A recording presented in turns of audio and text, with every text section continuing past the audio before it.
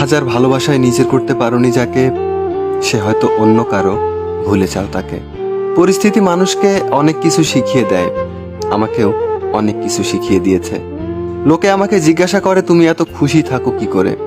আমি উত্তরে তাদের বলি, আমি অন্যের খুশিতে জ্বলি না, আর নিজের কষ্টের কথা কাউকে বলি না। সম্পর্কের জন্য অর্থ নয়, একটু বিশ্বাসের প্রয়োজন। ভালোবাসার জন্য রূপ নয়, একটা সুন্দর মনের প্রয়োজন।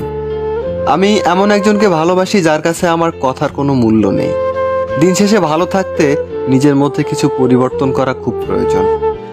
তার মধ্যে অন্যতম হলো কথা কম বলা, অন্যের সাথে নিজেকে কম জড়িয়ে ফেলা।